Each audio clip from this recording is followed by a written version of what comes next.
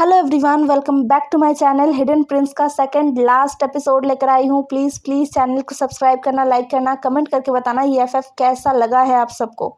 तो चलिए शुरू करते हैं आज का लास्ट एपिसोड। पिछले एपिसोड में हमने देखा था जहाँ पर शिचैन ने एक बेबी गर्ल को बर्थ दिया था, वहीं पर विंग को पता चला था, विंग को नहीं पूरे फैमिली को पता चला था कि वांगजी प्रेग्नेंट है, सिवाय वांगजी के। तो अब विंग वांगजी को कैसे बताता है, चलिए देखते हैं। विंग जो रो रहा था, जिसे देखकर वांगजी शॉक्ड हो गया। उसने विंग के आंसुओं को पोंछते हुए कहा, विंग क्या हुआ है, तुम रो क्यों रहे हो, सब ठीक है ना? विंग अपने आंसुओं को रोकते हुए कहा, हाँ लंजा, मैं एकदम ठीक हूँ, डोंट वरी, मेरे लिए ज़्यादा परेशान मत हो, मैं ठीक हूँ। लेकिन वांगजी, उसने कहा, विंग तुम रो रहे हो और तुम कह रहे हो कि तुम ठीक हो। विंग ने अपना सरनामे हिलाया। वांगजी जो कंफ्यूज था, वो कंफ्यूज होकर विंग को देख रहा था। विंग ने फिर अपने हाथ को वांगजी के बेली पर लाते हुए कहा, लंजा, यहाँ पर हमारा बेबी है। यह सुनकर वांगजी शॉक्ड होकर विंग को देखने लगा। उसका कान जैसे कुछ अलग ही सुन रहा था, मतलब उसे भरोसा नहीं हो रहा था कि उसने क्या सुना। उसने विंग के हाथ पर अपना हाथ रखा और विंग को हैरानी से देखा। फिर उसने दोबारा पूछा, क्या है यहाँ पर? विंग ने अब रोते हुए ही मुस्कुरा दिया था। उसने मुस्कुराते हुए कहा, लंजा, यहाँ पर बेबी है, हमारा बेबी। वांगजी जो कुछ देर तक तो विंग को ऐसे ही देखता रहा और फिर ना वांगजी के आंखों से अपने आप ही आंसू गिरने लगे थे। उसे तो भरोसा नहीं हो रहा था। वांगजी का पूरा शरीर गूज़बम्प से भर गया था, मतलब उसके रोम एकदम खड़े हो गए थे। जैसे ही उसके दिमाग में ये बात आ रहा था ना कि उसके अंदर एक और जान है, एक बेबी है, वो मदर बनने वाला है। उसका बेबी भी धीरे धीरे ग्रो करेगा उसके अंदर, वो महसूस करेगा अपने बेबी को हर वक्त। और फिर जब वो बर्थ लेगा तब वो अपने बेबी को देख पाएगा, छू पाएगा, उसे प्यार कर पाएगा। ये सब सोचते हुए वांगजी का पूरा शरीर कांप रहा था। विंग वांगजी के फीलिंग्स को महसूस कर पा रहा था। विंग ने वांगजी को गले लगा लिया। वांगजी को आज समझ आया कि क्यों जब शिचैन गगे को और जियांगचंग को पता चला था कि शिचैन का प्रेग्नेंट है, तब उनका रिएक्शन वैसा हुआ था, क्यों वो रो रहे थे और जियांगचंग क्यों बेहोश हो गया था। विंग जैसा इंसान ऐसे फूट कर रो रहा है तो जियांगचंग के लिए बेहोश होना कोई बड़ी बात नहीं है। ये तो एक नए फादर होने का एक्साइटमेंट है, खुशी है, एक अलग इमोशन है। वांगजी को समझ आ रहा था, सब कुछ समझ आ रहा था, जब ये सब कुछ उनके साथ हो रहा था, जब ये सब कुछ वो महसूस कर रहे थे। शायद विंग भी महसूस कर पा रहा था। हाँ, विंग महसूस कर पा रहा था। उसके आंखों से तो अभी भी आंसू आ रहे थे, वो अपने आंसुओं को रोक नहीं पा रहा था। इमेजिन किए जा रहा था कि उसका भी एक बेबी होगा, छोटे छोटे हाथ पैर होंगे जैसे जियांगशन का है। इन सारे सोचों में ही कब वो दोनों एक दूसरे को गले लगाकर सो गए थे, उन दोनों को नहीं पता है। अगले दिन बहुत ही देर से विंग और वांगजी उठे, क्योंकि रात भर तो वो लोग बस रोते रहे, हंसते रहे, इमेजिन करते रहे कि उनका बेबी कैसे होगा, मतलब कैसा दिखने में होगा, कितना छोटा सा होगा, कितना प्यारा होगा, वो लोग कैसे प्यार करेंगे, ये सब सोचते रहे। तो सुबह तो देरी हो ही जाएगा। खैर, सुबह वांगजी परेशान है। एक तो वो बहुत देर से उठा है, ऊपर से विंग का ये नया कुछ शुरू हो गया है, मतलब वांगजी परेशान हो गया है। उसने परेशानी से कहा, विंग तुम ऐसा क्यों कर रहे हो? विंग ने वांगजी के हाथों को अपने हाथों में लिया और कहा, लंजा, मैं क्या कर रहा हूँ, तुम्हें धीरे चलना चाहिए, इतने ज़ोर से मत चलो, बेबी को परेशानी हो सकता है, उसे लग सकता है। वांगजी ने अपने पेट पर हाथ रखा। हाँ, उसका उम्र कम है, लेकिन वो इतना भी छोटा नहीं है। वो कुछ महीने बाद उसका 21 साल होने वाला है, वो 21 ईयर्स का हो जाएगा। तो वो कैसे नहीं समझ पाएगा इन सारी चीज़ों के बारे में। और सबसे ज़रूरी बात, अपने ब्रदर के पूरे प्रेगनेंसी के दौरान वांगजी सबसे ज़्यादा करीब था। शिचान के, तो उसे पता है कि क्या होता है, कैसे चलना होता है, कैसे करना होता है। महारानी यू ने जब जब शिचान को कुछ भी समझाया है तब तब महारानी यू ने वांग जी को भी कहा है कि वांग जी तुम्हें भी ये सब कुछ जानना होगा अच्छे से। तो वांग जी भी तब थोड़ा शर्मा जाता था और हाँ, सारी चीज़ों को सुनता था, समझने की कोशिश करता था। तो उसे पता है, और बेबी अभी बहुत छोटा है। विंग वांग जी को एकदम धीरे धीरे चला कर लेकर आ रहा था। मतलब जो रास्ता 5 मिनट में ख़त्म होने वाला है वो रास्ता 10 मिनट लग गए उन्हें आने में। वांग जी परेशान हो गया। सुबह से यही हो रहा है, जब से वो उठा है ना तब से यही हुआ है। उठने के बाद बिस्तर से जब वो उतरने वाला था तब विंग ने कहा नंजा रुको। फिर विंग आया और वांग जी को बिस्तर से उठने में मदद किया। फिर विंग वांग जी को धीरे धीरे लेकर गया वॉशरूम। वांग जी को खुद आराम से नहलाया एकदम शांति से, जिससे वांग जी के बेली को बिल्कुल भी चोट ना लगे। मतलब चोट तो बहुत दूर की बात है, एकदम ऐसे हल्का सा प्रेस भी ना हो, ऐसा कुछ। फिर कपड़े भी विंग ने पहनाए, तैयार किया विंग ने। वांग जी परेशान हो गया।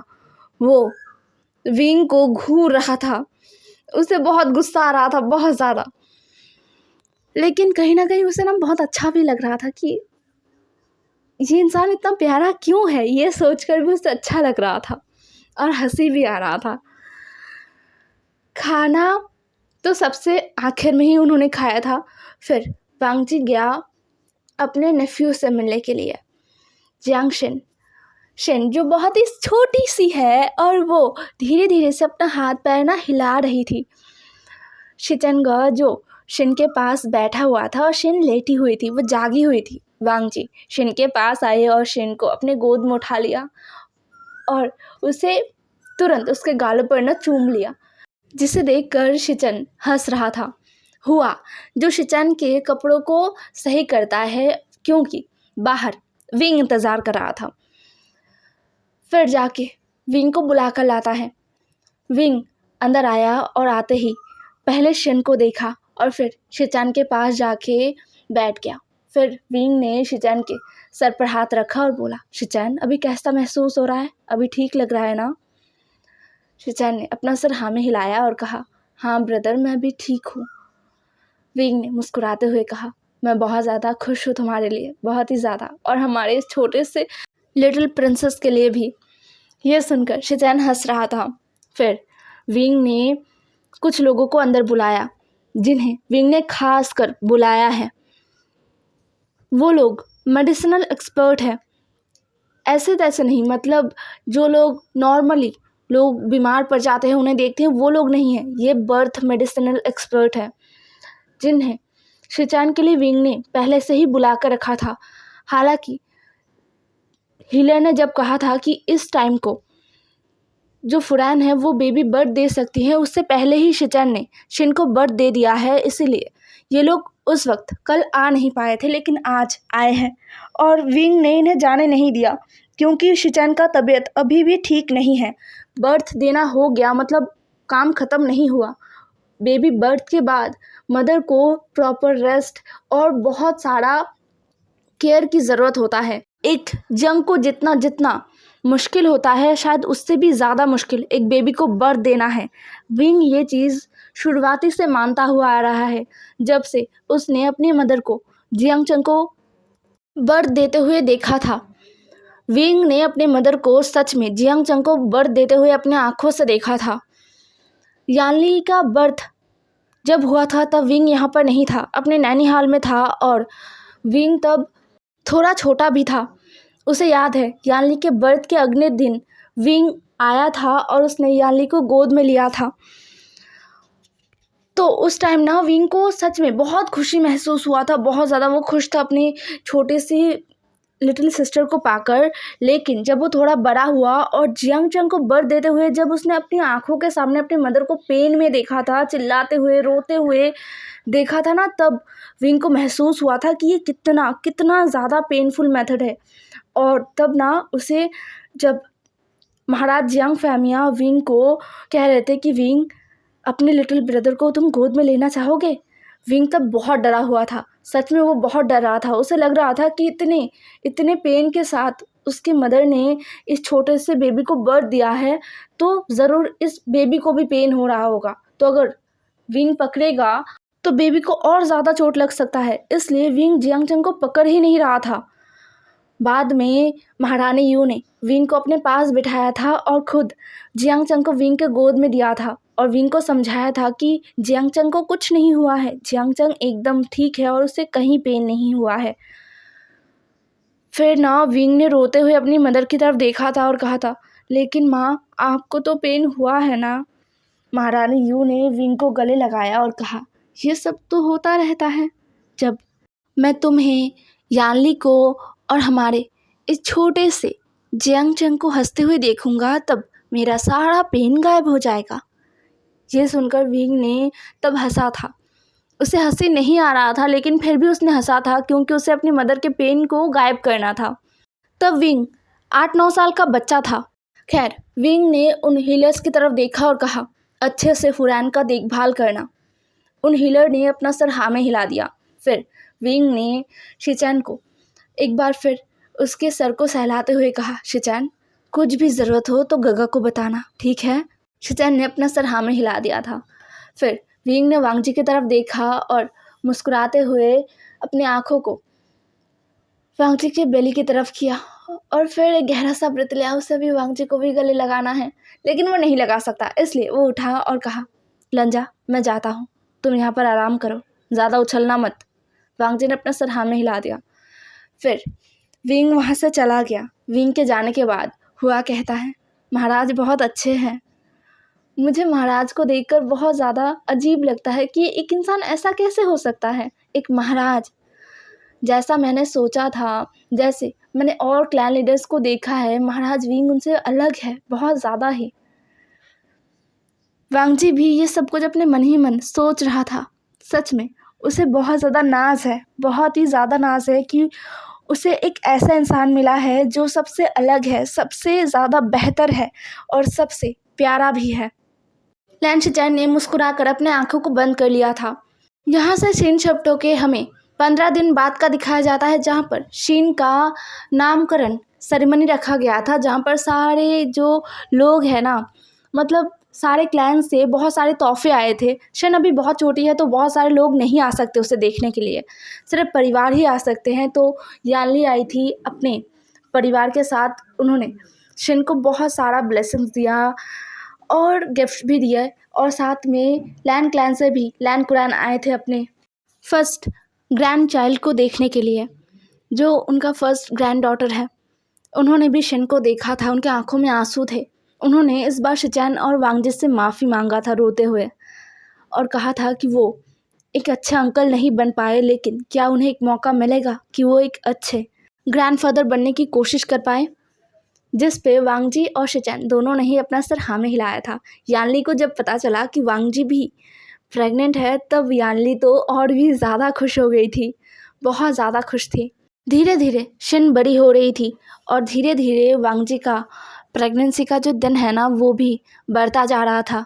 वांगजी जब 7 मंथ में आया, तब उसका बेबी शावर बड़े तरीके से रखा गया, क्योंकि वो महारानी है, इस हिसाब से उसका बेबी शावर बड़ी तरीके से रखा गया। हालांकि फिर भी बहुत कम लोग आए थे, सिर्फ और सिर्फ क्लैन लीडर्स आए थे, उनके साथ ज़्यादा लोग भी नहीं आए थे। वांगजी को सभी ने बहुत सारा ब्लेसिंग्स दिया था, सभी बहुत खुश थे। विंग ने क्लैन लीडर्स को बुलाने में कमी तो नहीं किया था, लेकिन उसने वन क्लैन को इन सारी चीज़ों से दूर रखा था। वन क्लैन अभी अपनी हरकत में नहीं है, क्योंकि वन रोहान, जिसने अपना गद्दी अपने बेटे को दे दिया है, और वन रोहान का बेटा, हाँ वो नकचरा है, बहुत ज़्यादा घमंडी है, उसके बाप का हर एक गुण उसमें है, लेकिन हिम्मत उसके अंदर नहीं है, इसलिए वो विंग के सामने खड़ा नहीं हो पाता है। यही वजह है कि अभी सब कुछ शांत है, लेकिन फिर भी विंग नहीं चाहता कि उसकी खुशियों पर वंस का नज़र पड़े, इसलिए उसने वन रोहान को नहीं बुलाया और ना ही वन क्लैन को इस बारे में न्योता भेजा गया, कुछ भी नहीं। अच्छी तरीके से वांगजी का बेबी शावर हो गया था। बेबी शावर ख़त्म होने के बाद वांगजी अपने 7 मंथ के बेली को सहला रहा था। बेबी किक करता है। जब 5 मंथ का हुआ था वांगजी, तभी से बेबी का हिलना डुलना वो आसानी से महसूस कर पाता था। और जब 6 मंथ में आया तब ये तो विंग भी महसूस कर पाता था। पहली बार जब बेबी का जो किक है उसे विंग ने महसूस किया था ना, विंग तो उछल ही पड़ा था, उसे भरोसा नहीं हो रहा था। हाँ, उसने जियांग चंग से इस बारे में सुना है, लेकिन उसने कभी ये महसूस नहीं किया था। जब जियांग चंग ने ये बताया था ना, तब विंग का रिएक्शन एकदम नॉर्मल था। विंग ने अच्छा कहा था, हाँ हूँ कहा था, लेकिन जब उसने खुद महसूस किया तब जाके उसे महसूस हुआ कि ये कितना खतरनाक बात है, कितना ज़्यादा, मतलब खतरनाक क्या है, मतलब कितना खुशी भरा बात है। सच में उस दिन का विंग का रिएक्शन वांगजी कभी नहीं भूल सकता, कभी भी नहीं। उसे बहुत ज़्यादा हंसी आ रहा था। ऐसे ही हंसी मजाक में शिन अपने 8 मंथ में जब आई तब वांगजी का 9th मंथ कंप्लीट हो चुका था और उसके बाद वांगजी को पेन शुरू हुआ था। विंग जिसे रोका नहीं जा सकता था, वो किसी की बातों को सुन ही नहीं रहा था। ठीक 8 महीने पहले जियांग चंग का जो हालत हुआ था ना, वो तो काफ़ी सही था। सब जियांग चंग को रोक पा रहे थे, सबने जियांग चंग को रोक रखा था, लेकिन विंग को कोई नहीं रोक पा रहा था। अंत में विंग ने दरवाज़ा खोला और वो अंदर चला गया। अंदर महारानी यू, शिचैन, साथ में बहुत सारे हीलर्स थे। उन सब ने विंग को देखा तो वो सब हैरान थे। विंग किसी की तरफ नहीं देखता, वो सीधा वांगजी के पास जाता है, वांगजी के हाथों को पकड़ता है और अपने घुटनों पर बैठ जाता है। वो बिस्तर के नीचे अपने घुटनों पर बैठा हुआ था और वांगजी का हाथ पकड़ के रखा था। वांगजी जो चिल्ला रहा था, उसने विंग के हाथों को कस कर पकड़ लिया था। फिर अचानक ही वांगजी ने ज़ोर से चिल्लाया और विंग के बालों को पकड़ लिया एकदम कस के। विंग जिसने आह करके उठा, उसे दर्द हुआ। महारानी यू जो तुरंत विंग के पास आने वाला था, तभी वांगजी के शब्द सब हैरान हो गए थे। वांगजी ने चिल्लाते हुए कहा, विंग ये सब तुम्हारी गलती है, सब तुम्हारी गलती। मैं तुमसे बहुत नफरत करता हूँ, बहुत ज़्यादा। ये बच्चा, ये बेबी हम दोनों का है, तो फिर मैं अकेला क्यों सिर्फ मैं ही दर्द को सह रहा हूँ। ये कहते हुए वांगजी चिल्ला रहा था। विंग वांगजी की बातों को पहले सुनता है और कुछ देर वांगजी को देखता है, फिर उसका चेहरा ना एकदम उतर गया था। उसने कहा, मुझे माफ़ कर दो लंजा, मुझे माफ़ कर दो। मैं क्या करूं जिससे तुम्हारा दर्द कम हो। लेकिन वांगजी वो तो कुछ सुने नहीं जा रहा था, वो चिल्ला रहा था और ये सब कुछ बके जा रहा था और विंग के बालों को उसने एकदम अपने हाथों में जकड़ के रखा था। ऐसे ही लगभग 1 घंटा चला। फिर वांगजी ने आखिर में बेबी को बर्थ दिया। बेबी के बर्थ होने के बाद ना वांगजी बेहोश हो गया था, उसे होश ही नहीं था। उसका पूरा शरीर एकदम उसने छोड़ दिया था। विंग जो बहुत ही ज़्यादा डर गया, क्योंकि अब तक वांगजी ने विंग के बालों को ना एकदम टाइटली पकड़ा हुआ था। अचानक ही वांगजी का हाथ पूरा ढीला पड़ गया और एकदम विंग के बालों से छूट गया। विंग ने तुरंत वांगजी के हाथ को पकड़ लिया। वो परेशान हो गया, डर गया, बहुत ज़्यादा डर गया। वो तुरंत वांगजी के पास आया, वांगजी के फेस को पकड़ता है, वांगजी के गालों को पकड़ता है और कहता है, लंजा क्या हुआ है, लंजा आँखें खोलो, लंजा आँखें खोलो। हीलर वांगजी को चेक करते हैं और कहते हैं, महाराज महारानी बस बेहोश हो गए हैं, वो थके हुए हैं, इसलिए वो थोड़ी देर में होश में आ जाएंगे। विंग ने यह सुना और हीलर को देखा। उतनी देर में विंग के कानों में रोने का आवाज़ आया। विंग पीछे मुड़ा और देखा, महारानी यू ने एक बेबी को सफ़ेद कपड़े में लपेट कर अपने बाहों में लेकर वो झुला रहे थे। उनके आंखों में आंसू थे, उनके चेहरे पर खुशी था। महारानी यू ने अब विंग को देखा और कहा, आशिन देखो ज़रा, देखो इसे, मुझे लग रहा है कि ये कोई और नहीं तुम ही हो। मुझे आज भी याद है आशिन, ये तो तुम्हारे जैसा है पूरा। विंग सुनता है और वहाँ पर बैठ जाता है धीरे से। अब तक वो बहुत ज़्यादा वरीड था, बहुत ही ज़्यादा। अभी वो एकदम रिलैक्स है ऐसा नहीं है, लेकिन पता नहीं क्यों उसके दिल में बहुत ज़्यादा शांति महसूस हो रहा था। हीलर विंग को बो करते हैं, सारे हीलर मिलकर विंग को बो करते हैं और कहते हैं, मुबारक हो महाराज, नया हायर आ चुका है, जियांग सेक्ट का फर्स्ट प्रिंस आया है। विंग ने बस अपना सर हाँ में हिलाया उनके बातों पर। तुरंत कुछ लोग वांगजी को साफ करने लगे और महारानी यू जो विंग को समझ रहे थे, इसलिए उन्होंने अभी बेबी को विंग के पास नहीं दिया। विंग अभी भी वांगजी का हाथ मजबूती से पकड़ के बैठा हुआ था। वो वांगजी के पास से हिला भी नहीं था। उसने बस अपने आप को वांगजी के पास और भी अच्छे से जमा लिया था। महारानी यू अपने नेफ्यू को अपने सीने से लगाते हैं और बाहर जाते हैं। शिचैन जो वांगजी के पसीने को पोंछते हैं और विंग की तरफ देखता है, फिर कहता है, ब्रदर आप ठीक हो ना? विंग ने अपना सर हाँ में हिलाया, जिसके बाद शिचैन भी बाहर चला गया। बाहर चिल्लाने का, हंसने का, मतलब इतना आवाज़ें आ रहा था ना। विंग समझ रहा था कि सब बहुत ज़्यादा खुश है। जियांग फैमिया तो ज़ोर ज़ोर से कह रहे थे, सबसे कह दो, पूरे जियांग सेक्ट से कह दो, नया हायर आया है, जियांग सेक्ट का फर्स्ट हायर जन्म ले चुका है। ये कहते हुए उन्होंने सारे लोगों को इनाम दिया, बहुत सारा। जितने भी लोग थे ना, सबको इनाम दिया। वहाँ पर जितने भी लोग थे, जितने भी सर्वेंट्स थे, जितने भी हीलर्स थे, सबको। दूसरी तरफ धीरे धीरे वांगजी को होश आया। होश आने के बाद उसने पहले ही अपने बेली को टच किया और उसे महसूस हुआ ये खाली है। उसने तुरंत इधर उधर देखा और उसे विंग का चेहरा दिखा। विंग जो वांगजी को देख रहा था। विंग ने बहुत ही नरमी से पूछा, लंजा कैसा लग रहा है? वांगजी तुरंत उठ गया। उसने कहा, विंग बेबी कहाँ है? शिचैन का तभी अंदर आए, उनके बाहों में बेबी था। उन्होंने वांगजी को बेबी देते हुए कहा, ये रहा, देखो सो रहा है। वांगजी ने बेबी को गोद में लिया और देखा, ये कितना प्यारा है, कितना छोटा है। विंग जो बस वांगजी के कंधे पर अपना सर रखता है और बेबी को देखने लगता है, उसे बहुत अच्छा लग रहा था। पता नहीं क्यों उसे बहुत कंप्लीट फील हो रहा था, बहुत ज़्यादा। वांगजी धीरे धीरे बेबी के हाथ को, पाँव को हिला हिला कर देख रहा था, टच कर रहा था। वांगजी की आंखों में आंसू थे और वो हंस रहा था। इतना पेन सहने के बाद उसे लग रहा था कि वो सब कुछ नहीं था, कुछ भी नहीं। फिर वांगजी ने विंग से कहा, तुमने लिया बेबी को? विंग ने अपना सर नाम हिलाया, जिसे सुनकर वांगजी को बहुत प्यार आया अपने प्यारे सल्फा पर। वांगजी ने बेबी को विंग के गोद में दिया। विंग जिसका हाथ कांप रहा था, दिल बहुत तेज़ी से धड़क रहा था। शायद इसीलिए बेबी जाग गया। विंग को लगा कि ये रोएगा, आंखें खोलते ही ये रोएगा, लेकिन ऐसा नहीं था। बेबी नहीं रोया।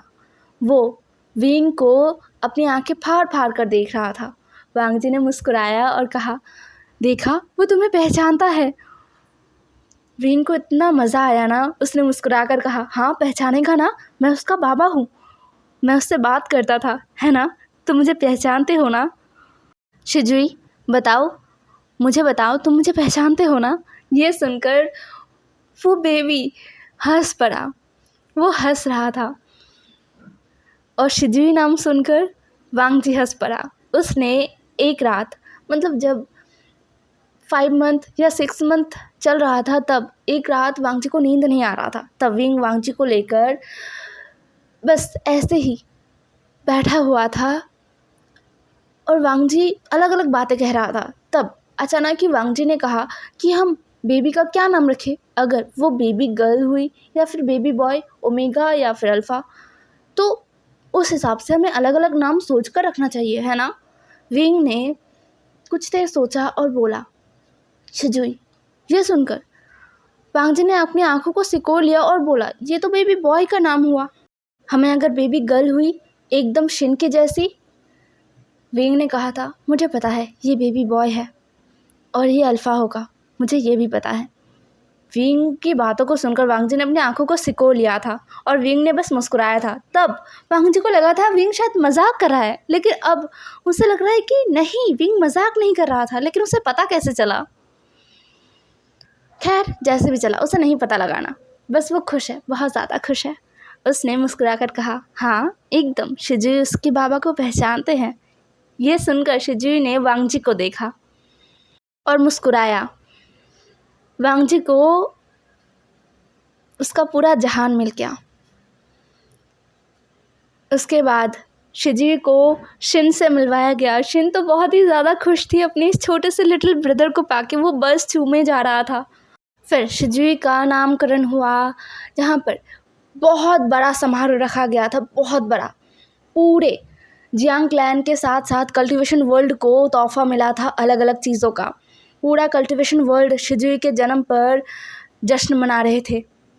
सभी अपने अपनी ज़िंदगी में खुश थे। विंग ने एक अच्छा राजा होने का फ़र्ज़ निभाने का जो वादा किया था और एक अच्छा पिता, एक अच्छा फैमिली हेड बनने का जो वादा उसने किया था, वो अपने वादे पर कायम रहेगा पूरी ज़िंदगी। अपने बच्चों को, अपने भाई को, अपने हर एक रिश्ते को वो संभालेगा, साथ में अपने प्रजा को भी, और पूरे कल्टीवेशन वर्ल्ड को शांत रखेगा।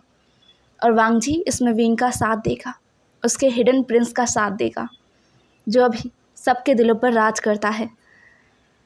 हे एवरीवन, इसी के साथ ये एफएफ ख़त्म होता है। हिडन प्रिंस यहीं पर ख़त्म होता है। अब नए एफएफ के साथ आप सबसे मिलती हूँ। एक वंशन एफएफ वन शॉट एक्सप्लेन करूँगी, फिर जाके दोबारा शंगवन एक्सप्लेन करूँगी, ठीक है? तो बाय बाय।